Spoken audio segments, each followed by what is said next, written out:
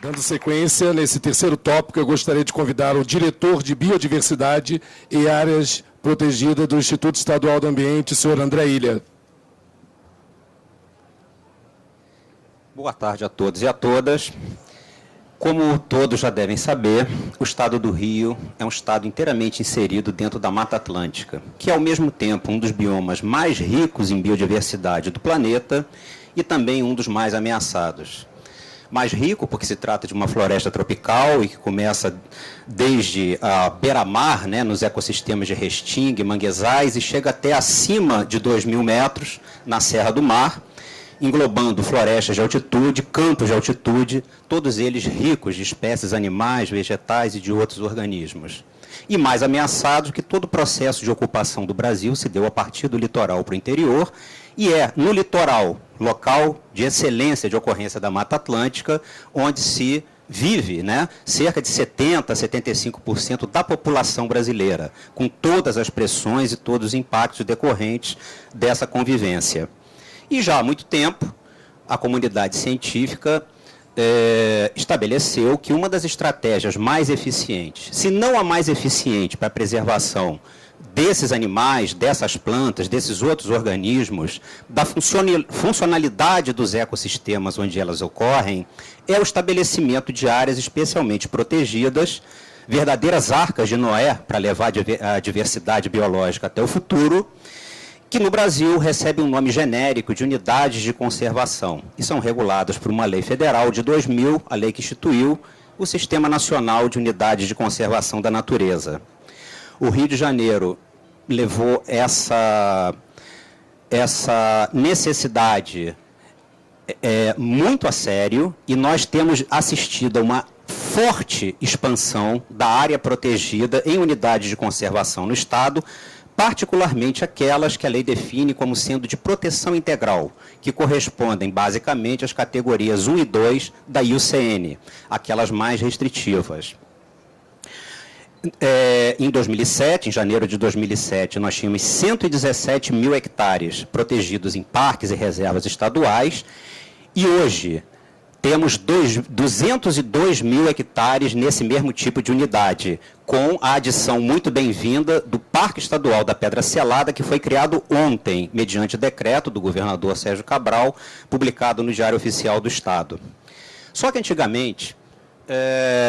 essas unidades que foram criadas por inspiração de setores conservacionistas muito estritos, havia uma política que tendia a ver o visitante não como aliado, mas sim como um verdadeiro inimigo. Em alguns casos, a ideia, a concepção era que o visitante deveria ser mantido tão longe quanto possível, que nem aqueles castelos maravilhosos que temos na Itália, né, que os inimigos eram mantidos afastados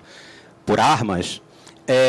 dentro de um conceito que a gente apelidou de Parque Fortaleza. E esse conceito se provou completamente equivocado, porque ele só conseguiu afastar desses parques e reservas as pessoas de bem, as pessoas que iam a essas unidades apenas para se divertir, ter um dia agradável junto à natureza e ver as suas belezas naturais. E criminosos, até por deficiências históricas de fiscalização, tinham livre acesso a essas áreas com grande prejuízo para os atributos naturais nelas contidos. Quando o secretário Carlos Mink assumiu a Secretaria do Ambiente,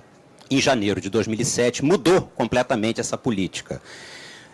Foi uma política completamente mudada no sentido de convidar parcelas cada vez maiores da população e de visitantes brasileiros e de outros países a conhecerem esses parques, a eles se afeiçoarem e, consequentemente, a gente criar, por um lado, uma massa de pessoas que, conhecendo e amando essas unidades, vai se dedicar e vai ajudar, contribuir no longo prazo para a sua preservação, e substituindo o ressentimento que a política do Parque Fortaleza causava junto das populações locais do entorno dessas unidades, no interior ou no litoral, pela percepção de que agora haverá uma geração de emprego, renda, possibilidade para pequenos e médios negócios, todos vinculados ao turismo, consequentemente gerando benefícios locais, fixando as pessoas nas cidades e nas regiões onde esses parques e reservas se inserem. E essa é a nossa inserção, a inserção dessa diretoria a qual eu estou à frente, que é a diretoria que gere as unidades de conservação estaduais, todas elas, dentro do conceito de economia verde. Ou seja, a substituição das práticas tradicionais de ocupação do solo, notadamente a agricultura e principalmente a muito danosa pecuária, por causa que exige grandes quantidades, grandes extensões de terra deflorestadas para o seu exercício, pelo turismo, gera benefícios verdadeiramente incalculáveis nesse sentido. E, com isso, a gente tem uma perspectiva de que esses parques e reservas, tão importantes do ponto de vista biológico, serão apoiados e mantidos por uma parcela cada vez maior de pessoas. Para que isso possa ser feito, é um trabalho muito duro, porque criar a unidade já é todo um processo complexo, porque você precisa fazer muito esclarecimento e vencer inevitáveis resistências, e nós temos avançado muito, muito mesmo nesse sentido. Hoje, todos os parques, reservas e estações ecológicas estaduais do Rio de Janeiro estão recebendo obras de implantação de sua infraestrutura física, seja de suporte à administração, como sedes, guaritas, cercamento, sinalização, seja de suporte ao uso público, centros de visitante, trilhas, decks para voo livre, para esportes náuticos, quando for o caso, sinalização ecoturística, enfim, todo um conjunto de medidas que visa tornar essas unidades mais propícias e mais preparadas para receber o visitante. E receber o visitante, essa nossa política, de acordo com seu perfil, de acordo com seu interesse. Uma coisa importante para o sucesso de uma política de uso público em áreas desse tipo é entender que as pessoas que se dirigem aos parques, por exemplo, elas vão com motivações distintas, e isso precisa ser entendido. Querem passar um dia numa área natural qualquer, se sentindo segura e num local aprazível e com alguma estrutura de apoio, e também o turista que é extremamente bem-vindo e que acabará gerando recursos, movimentando a economia local e, consequentemente, como eu disse, aumentando a percepção da importância dessas unidades para as populações onde elas estão das regiões onde elas estão inseridas. Nós também, nesse sentido, conseguimos finalmente aprovar um projeto que está em pleno andamento, que é o estabelecimento do Corpo de Guarda-Parques do INEA, ou seja, para que a visitação pública seja bem sucedida e que as unidades sejam bem cuidadas, é indispensável que existam profissionais completamente identificados com elas, capazes de receber e orientar os visitantes, como eu disse, de acordo com o seu perfil, com o seu interesse, com a sua aptidão física.